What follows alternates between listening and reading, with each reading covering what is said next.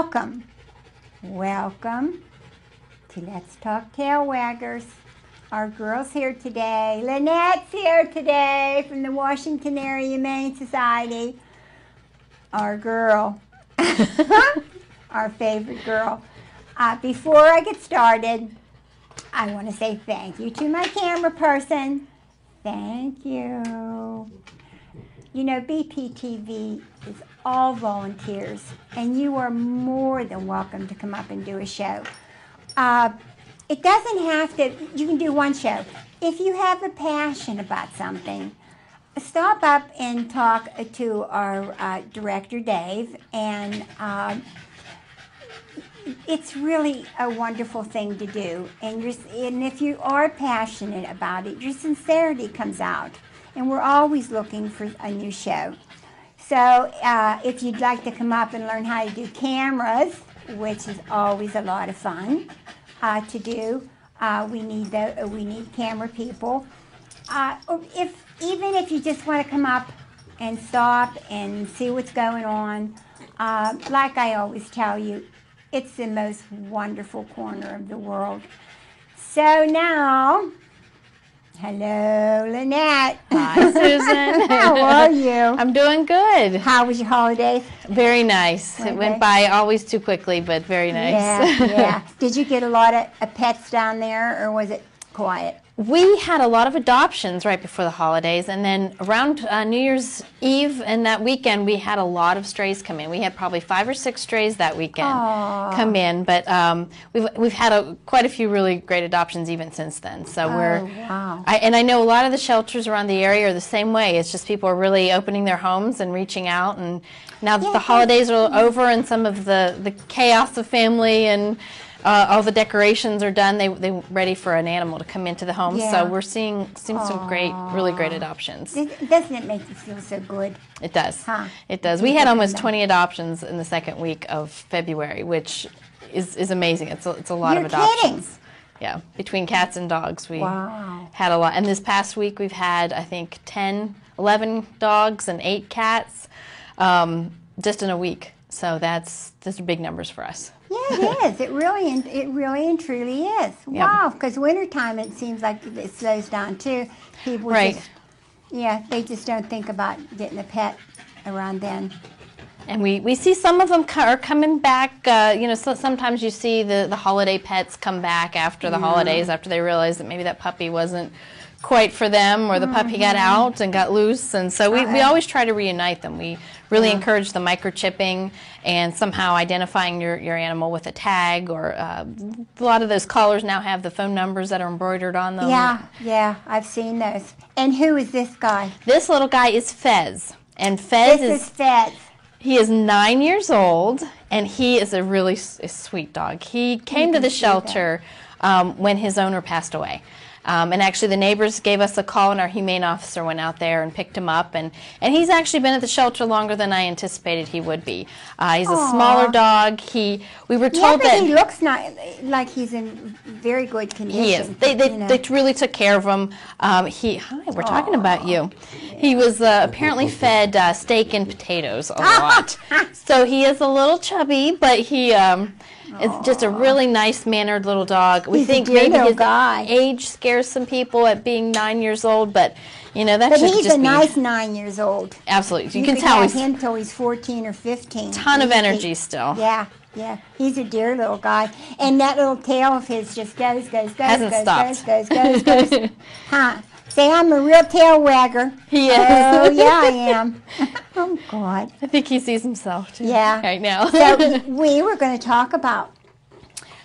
Well, I mentioned our humane officer went to pick him up, and that's... our humane officer is very busy this time of year. With the cold weather, he is on a lot of calls.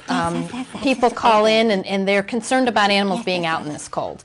Unfortunately, we've had a milder winter than we did last year, but it's sometimes difficult for him because he'll go out to a call, and it's not illegal to have an animal out in the cold. Unfortunately, there's no ordinance in Washington County that says you cannot have an animal out under a certain temperature. However, it's not always the best idea.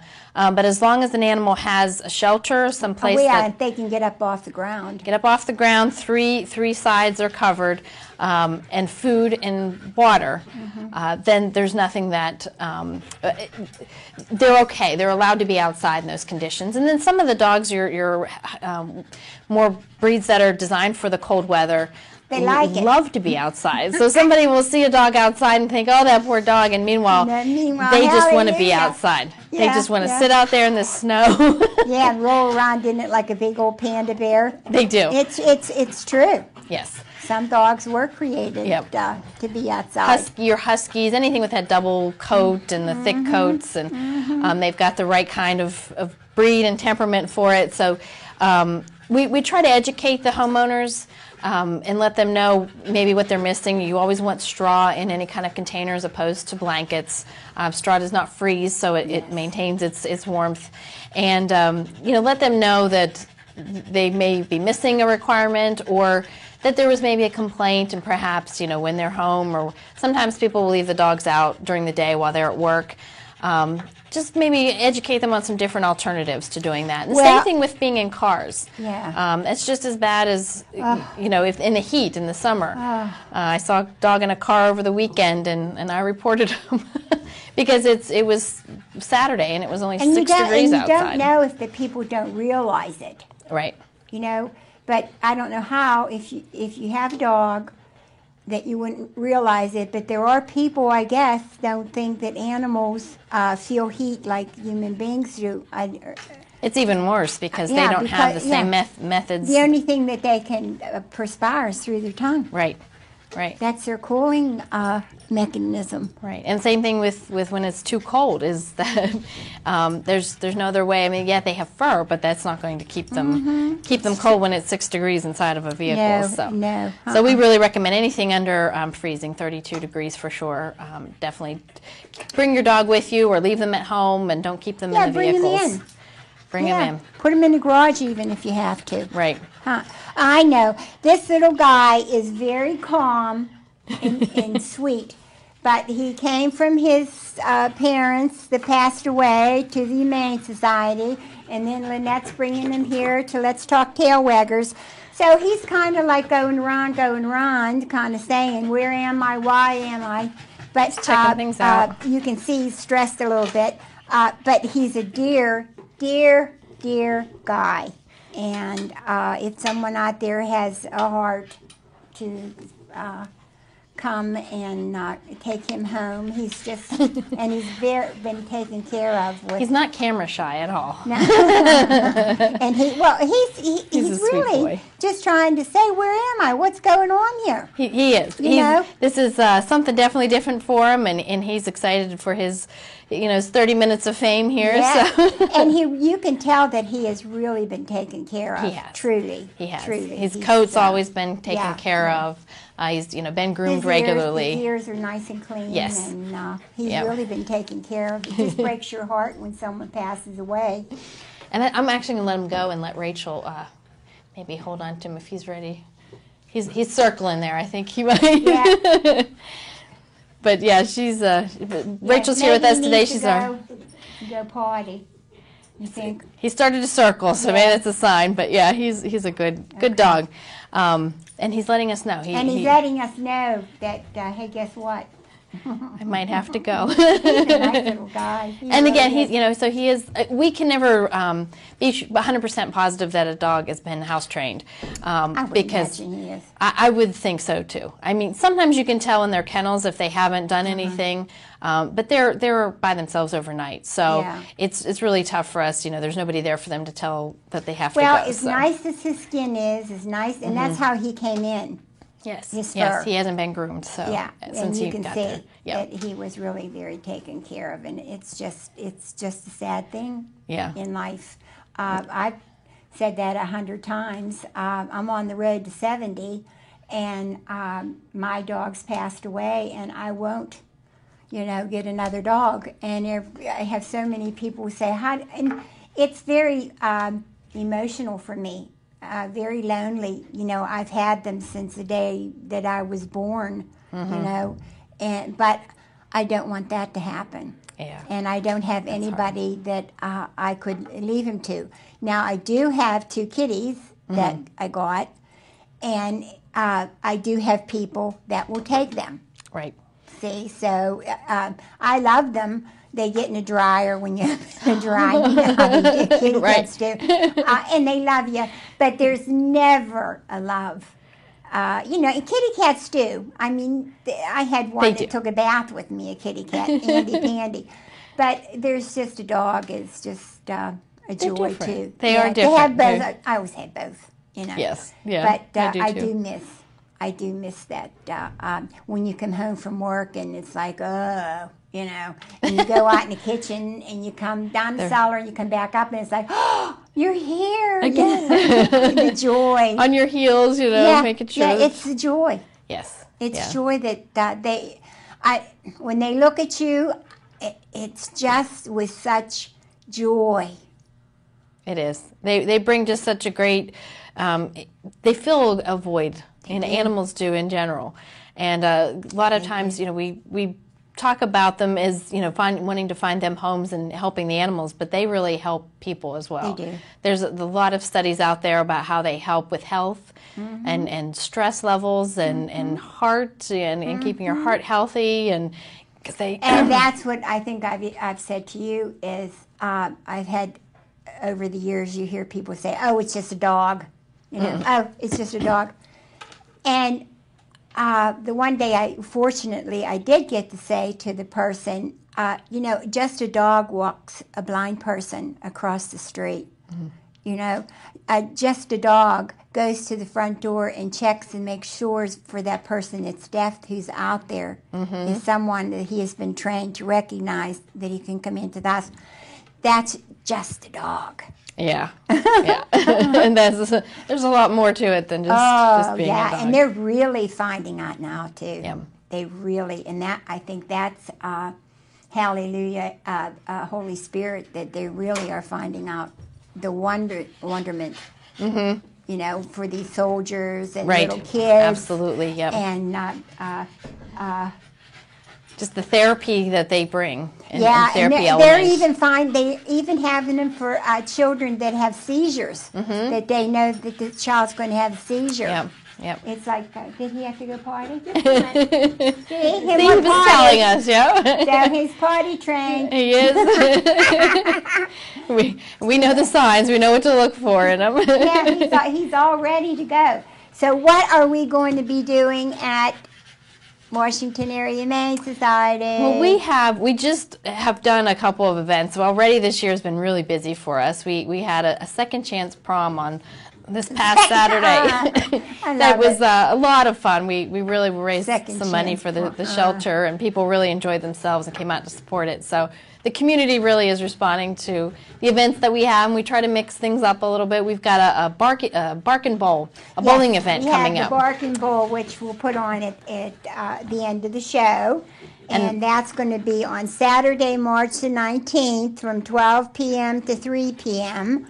And where is it going? What is? It's Legacy Lanes. It's out on Curry Road. It's really, they've done it for us a couple years in a row now, and they're really a great facility to have it at. Chris Winters from Wish, the radio station, really supports us and helps us out with this event. So and there's going to be a 50-50 raffle. Some other raffles. It's only $30 a person, and that includes the bowling, the shoe rental, and food and drink. So yes, that's what it says here, that it's going to have shoe rental, pizza, chicken tenders, soda. Yep. Wow. So it's a fun event for the shelter. We'll have some adoptable animals out there. You know, hopefully Fez is already adopted by that point, but if not, he's a good candidate to come out and bowl with us. So. Yeah. He is. He's a dear little dog. I know he's not going to be there long. I hope not. We're surprised he's been there as long as he has, but I think, you know, this will help get him some exposure. He's been to a couple of events, so we're hoping that he finds that perfect family soon. Poor little, I'm telling you. And their tail wags, and they love you, and their little lives just go on. Yeah. Yeah, really. Yeah, he just seems like he just has that unconditional love. He's so happy and so He pleasant, is. and he just is immediate friends with I like everybody. getting my back scratched. It's immediate friends with everybody he meets. So Yeah. What else are we going to be doing down there this year? Well, we have our art auction is going to be again in May. Oh, that's a kicker. And it was so much fun for everybody involved, even just getting it done, because the animals create the artwork. So we create these canvases for them to walk on with paint, and it's of course pet friendly and safe paint. Sure. But they really they didn't quite know what they were doing, but they. Yeah, some of them really got into it. Yeah, and had a great time. Yeah, and they did some really beautiful things. Beautiful pieces. And you guys fix them up so we frame them and mat them and frame them, and then we auction them off, and all of that proceeds. It's amazing what the proceeds go for the shelter, and the animals. And I don't think anybody would really recognize. Yes, I mean they're beautiful pieces, and people sometimes will pick colors to match their home, or they pick an animal that they've liked. Our volunteers came out and supported it last year, and they were fighting over some of the paintings, trying to outbid each other. So it was really exciting, and that's going to be in May. We believe we're still working with the date, but we believe May, I think 20th, and that's going to be at Bellastera. But we'll have all that information on our website and through our Facebook once we get that date nailed down. Still need volunteers? Always need volunteers. We really need them for every aspect of the shelter. We have dog walkers, we have the cat cuddlers.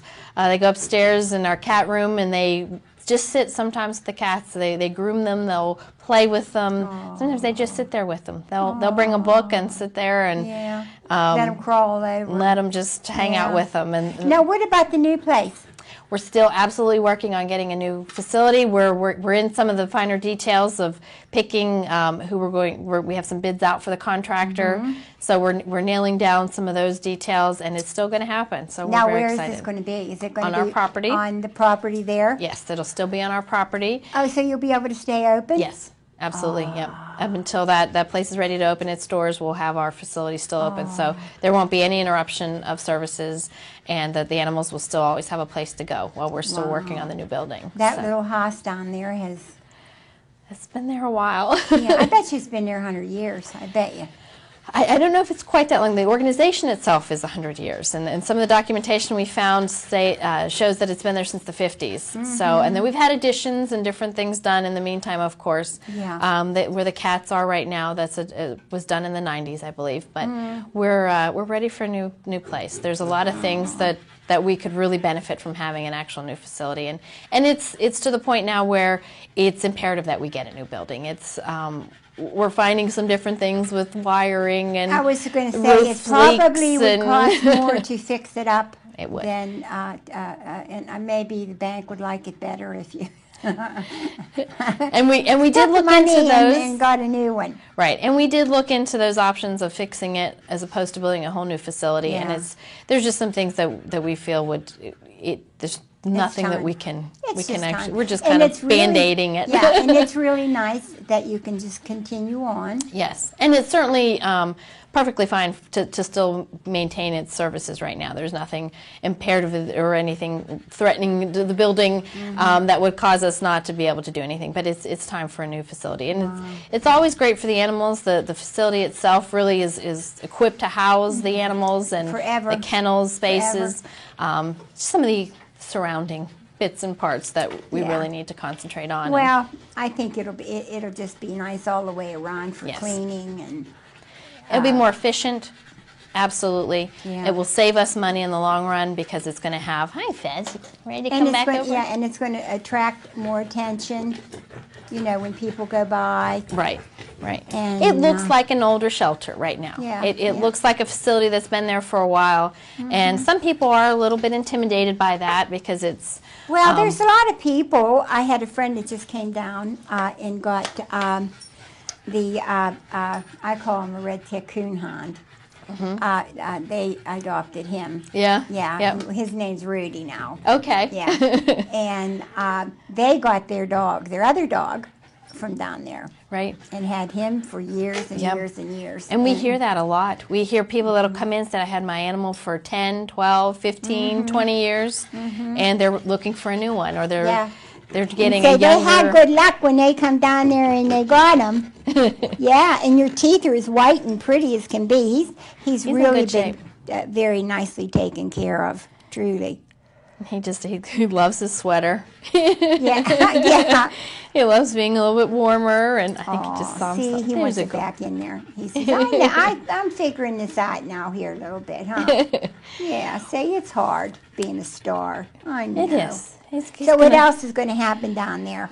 Well, we have, things throughout the year always. We go out to different places. We'll be at the home show. Lorenzi Lumber is actually sponsoring us to come out to the home show with them and be in their booth space and highlight our adoptable animals.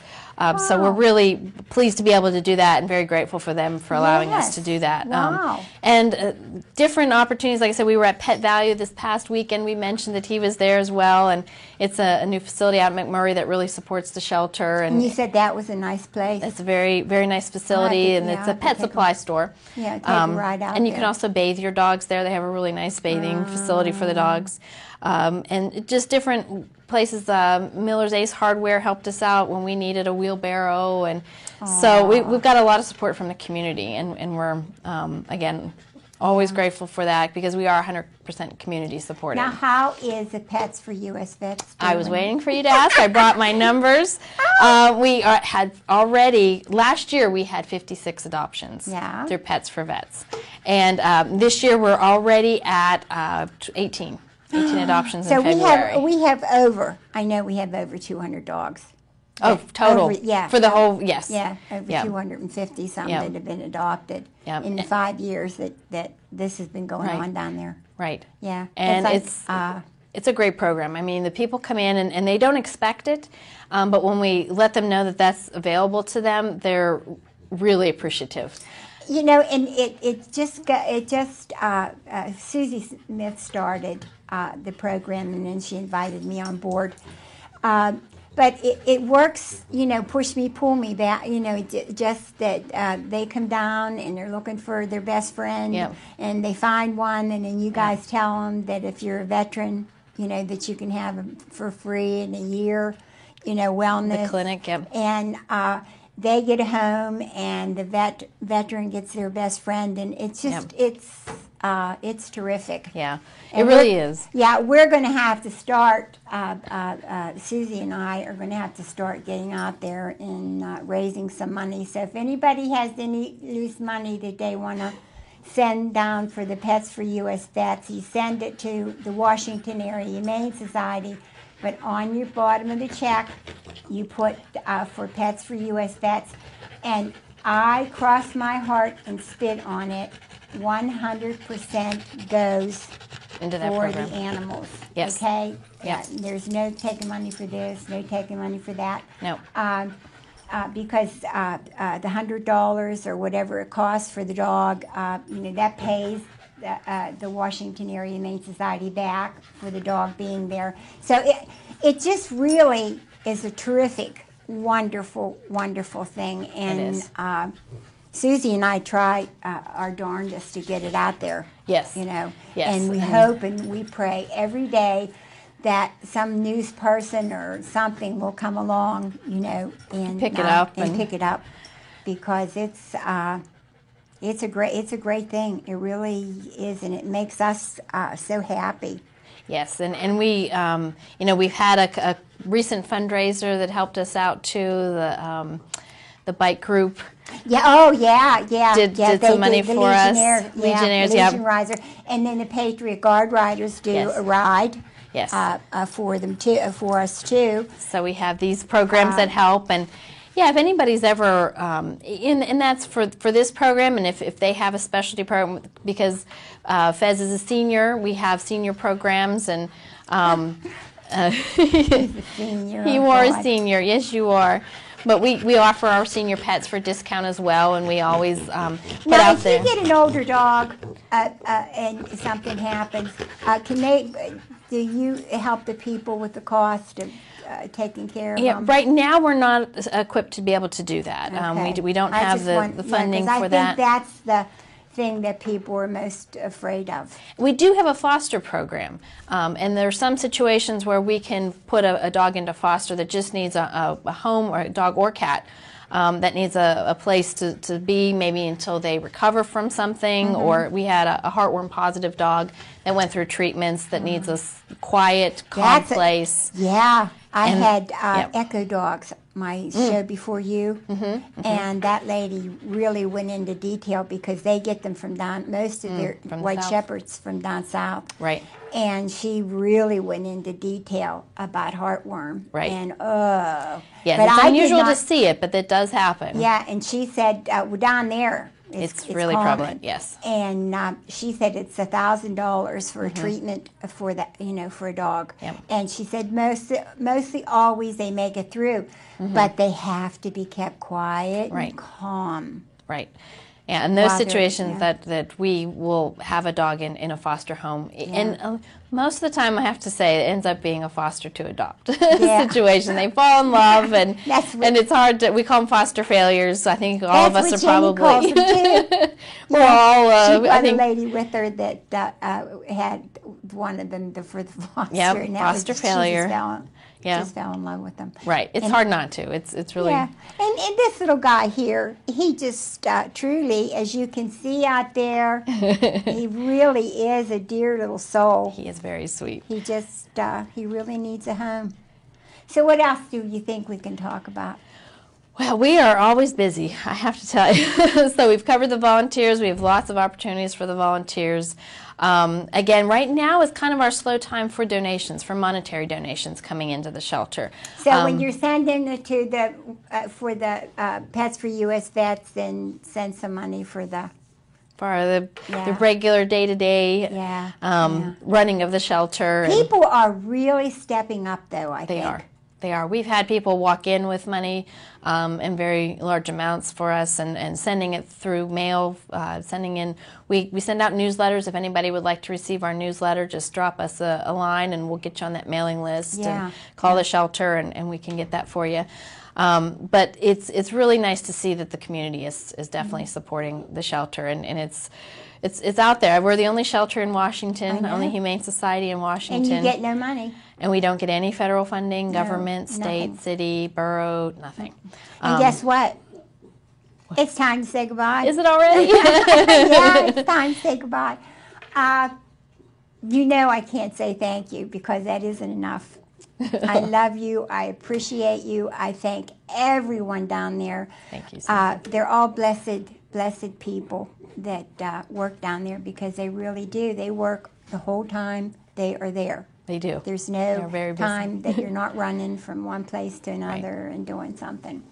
So like always, try to get sheets, towels, common sense, anything that you don't think is good enough, pillowcases, good enough to give to the homeless.